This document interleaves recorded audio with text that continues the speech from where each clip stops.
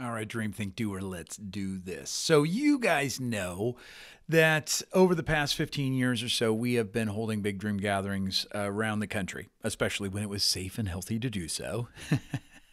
And, these are the events that people come together, and I kick it off with a little talk, get juices flowing, get the dreams flowing, get the creativity flowing, get the collaboration happening, all of that. And people then write some of their dreams and goals down on sheets of paper. We put them up on the walls, and then we go around to see if we can help each other out. Either write notes of encouragement, ideas, suggestions, offers to help, all of those things. And then what's happened in the last year is obviously we couldn't do that. We couldn't be in the same space. And so I'm wildly blessed to say that we now have our Dream Together app that allows us to do that. Not in the same room, but actually using our phones and still being able to connect with other like-minded dreamers. And it's amazing, right? It's so powerful. It's so cool. And one of the things that always happened at our live events was that we would always round out the night with a Q&A. So that participants, people who came to that big dream gathering could come up and just ask questions about going after dreams, achieving dreams, those things that can get in the way of dreams. And what's been interesting is we've watched the Dream Together app play out as we've seen more and more people start to participate and dream and encourage each other. Some of those same questions are bubbling up. So that's what we're going after with this series. We're going after some of the big ones, all right, to be able to help you go after and overcome some of the big challenges, some of the big questions that often come up at big dream gatherings. And more importantly, that often come up and start to shut people down, stop them from going after their dreams, and oftentimes before they even get started. Right? And so today, with this particular episode, we're going after a big one. And that is that question of, okay, great. I've gotten some clarity around some of my dreams. I've written them down. And maybe that's you. Maybe you've been using the Dream Together app and you've gotten some of those dreams down. You've gotten them clarified so that you can at least, write it up. Say, this is one of my dreams or many of my dreams or 30 of my dreams. But maybe you're wrestling with some of this question as well. And this question got asked at almost every live event we did Q&A. You'd see somebody that was so excited about all these dreams. I mean, literally sometimes they'd have a pile of dream sheets in front of them, 30 dream sheets thick. They'd be so excited, but then they'd get hit with this question. Oh gosh, which one do I go after first? What do I go after first? And maybe you've been using the Dream Together app. Maybe you've been to a big dream gathering and you know exactly what that feels like. Or maybe you're sitting there listening to this going, yeah, I think I know what some of my dreams are. But, sometimes what stops people is to say, all right, well, which one should I go after and why? Now, what's interesting is I've got a really quick set of strategies. And actually, specifically, I'm going to give you some powerful tools. And actually, they're questions, simple but powerful questions, to be able to address this, to help you sort through and get clear on what to do next. Now, I will say, and speak to this just really quickly, that one of the things that really kind of is an underpinning to this kind of this wrestling match of where do you start? Which one do you go after? Which dream do you pursue first? Is oftentimes perfectionism, right? And maybe you can hear a little of that in that tone of that question, like which one do I go after first? And oftentimes that person stepping to the mic to ask this question, you could just tell, oh my gosh, they want to get it right. They want to get it perfect. They don't want to pick the wrong one, pursue the wrong one, and waste any time. And so we just have to, for just a second, speak to perfectionism, all right? And that is, and here's the thing. If you've been listening to Dream Think Do for a while, you know that I, Mitch Matthews, am a recovering perfectionist. So I don't go after this lightly, right? But oftentimes I would see that perfectionism start to bubble up in this question. And I love what Michael Hyatt says about perfectionism. Perfectionism is the mother of procrastination. Right?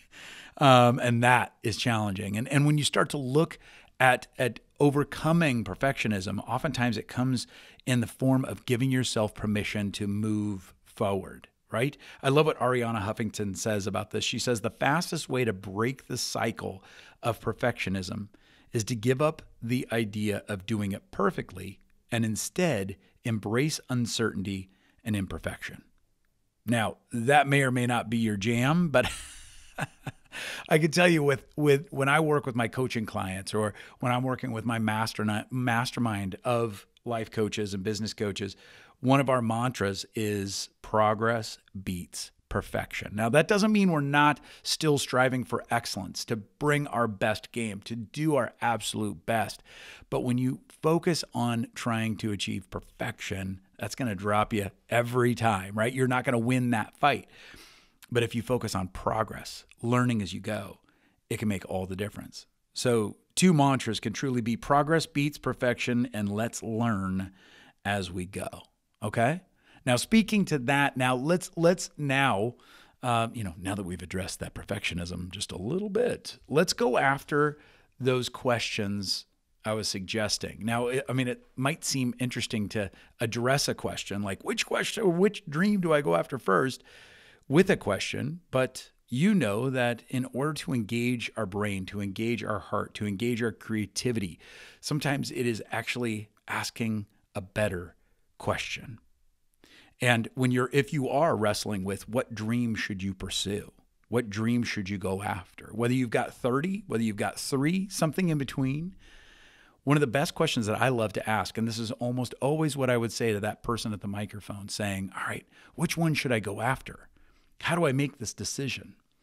I would equip them with a couple of questions. The first question is, of all the dreams and goals you could go after, which might be the best one for this season of your life, for your current season of your life? Because oftentimes when you look at your dreams, when you think about your dreams, you may have some dreams that are amazing, beautiful, incredible dreams, but they're not necessarily the right dreams for this season, right? Maybe, when you think about the season of life, maybe you're in college. And so some of your dreams might be for further down the road of your career or down the road of relationships. Or you might be in a season where you have small children and you know that some of your dreams are amazing, but it's probably going to be a little better when those kids are a little older, right? Or maybe you're in a season of just moving into empty nest, right? And you've got some dreams now.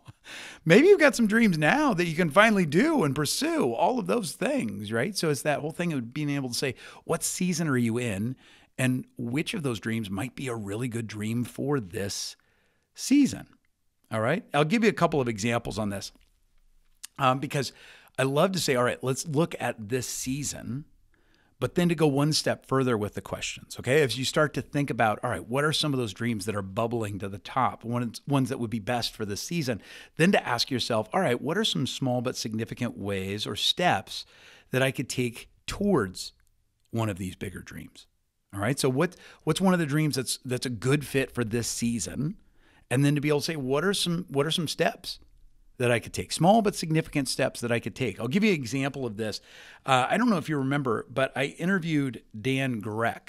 Let's see. That was episode 262. Now, Dan exemplifies this process because what's interesting is that Dan had a dream. And that dream was to drive his Jeep from the tip of Alaska to the tip of Argentina. Okay. Now, when he had this dream, that particular season in his life, he didn't have a lot of spare time. He didn't have the money. He didn't have the resources. He did have an old Jeep. That was about the only thing that he had of this dream.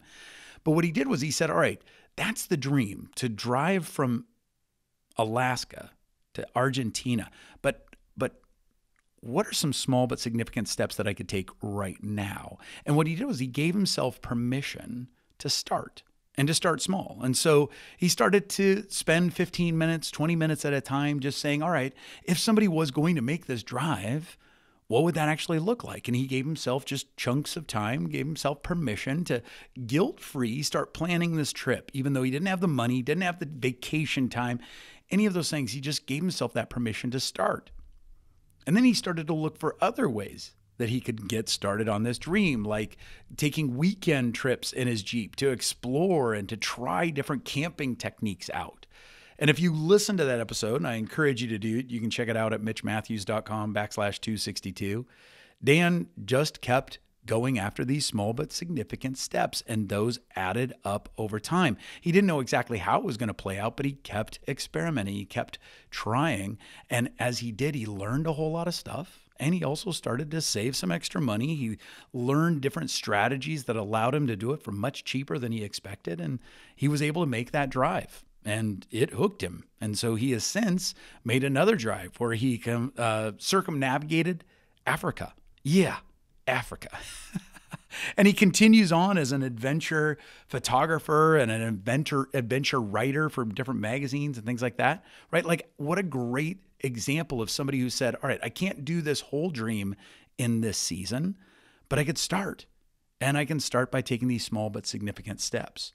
I love that story. Now, here's something else along those lines to be able to say, all right, what dream might be a good fit for this season, but also what might be some steps that I can take right now, right? And maybe you're wrestling a little bit to say, all right, I think I've got the essence of a dream, but I don't have full clarity yet. A great example of somebody that was facing that very thing was somebody I interviewed for episode 195, and that's Sean Askinosi. Now, you may remember that episode, but Sean was a very successful defense attorney, a criminal defense attorney, and he was very successful, very good, but he was realizing he was falling out of love with that job. And that was a little bit of a shock. It was a little scary for him, but he just knew that he wanted to find a career, something that he loved. So that was the essence of the dream, but he wasn't sure what that would be. And so he gave himself permission to just do little experiments, try things out, take a night class here or there, try a new hobby, meet with people that loved what they do. He started to learn from people. He even watched TED Talks, for crying out loud, right? To say, all right, what is this person doing? What excites them? What could I learn from them? And as he did, he was shocked. He came across making chocolate. How about that? He said it was about the last thing you would have ever expected, but it became a passion for him. And so much so that he was able to then launch Askinosi Chocolate, which I don't know if you remember it, but it's a small batch award-winning chocolate factory now in Springfield, Missouri. And get this, like, Sean didn't know what the dream was when he started. He just started with the essence of the dream and agreed to figure it out as he went. And he's had a lot of success with it. In fact, he's been named one of the 25 best small companies in America by Forbes. And Sean himself was named by Oprah Winfrey and O Magazine as one of the 15 guys who is literally saving the world. How about that? Just by the unique ways that he's doing it. Now, again, he didn't know what the dream was when he started. He had an essence of the dream, but he gave himself that permission to say, all right, what are some small but significant things that I can do right now to learn, to start moving forward, to make progress, right? Progress, not perfection. Learn as we go. So all that to be said, I just want to encourage you to be able to say, all right, maybe you know exactly which dream would be perfect for this season or a great fit for this season. And then you can say, great, go after it. Ask yourself, what are some small but significant ways that I can start to pursue this today, right? Maybe take 15 minutes and do a little research, dig into something on the interwebs, watch a TED Talk, make a phone call, schedule a coffee with somebody that you could learn from. Start to pursue it. And maybe you fall more into the category of Sean's experience of being able to say, I don't quite know what the dream is, but I have the essence of the dream, right? For him, it was, I want to find a career that I fall in love with again. And he had to give himself that permission to say, I'm going to learn as I go. So no matter where you're at, I encourage you to say, all right, if you're deciding which dream might be the best, ask yourself, what might be the best for this season? And once you start to get clarity on that, ask yourself, what are some small but significant ways that I can get started today? And as you do, enjoy it. Enjoy the journey. Embrace that imperfection. Embrace that messiness. And I don't know about you, but I've learned that sometimes the imperfection and the mess is what makes life rich. Can I get an amen on that? Now, I've got more resources for you, more quotes, more episodes that you can draw from. You can just go check those all out where this particular episode sits at mitchmatthews.com/316. I invite you to do that. Also, leave a comment. Let me know what's a dream that you're going to go after in this season. Maybe what's a small but significant step you're going to start to take. What's the essence of the dream? What's something you're going to do to start figuring that out? Leave a comment. Let me know. I want to hear from you. Plus, if you've got questions, maybe you're thinking about going after a dream, but you've got some questions that are holding you up, having you scratch your head. Leave a comment with those as well, and we'll go after them with this series. We're gonna be putting these out from time to time to be able to get you the resources and the tools and the strategies and the stories that you need to make more of your dreams possible. All right? And hey, I say, as we do that, let's dream together. Make sure you're grabbing the app and hopping on there. Let's encourage each other, help each other out, and all of those things. And please share this episode with a friend. Let's dream together using the app, but let's also dream together by encouraging each other. So encourage a friend by sharing this episode with them and letting them know, hey, what's one of your dreams? Let's dream together. All right? Hey, got a lot more great interviews. Got so many great interviews coming your way, plus more in this Dream Together series. All of that's coming up. But until that next episode, until we connect again, keep bringing your awesome. Because the world, it needs more of it. Talk soon.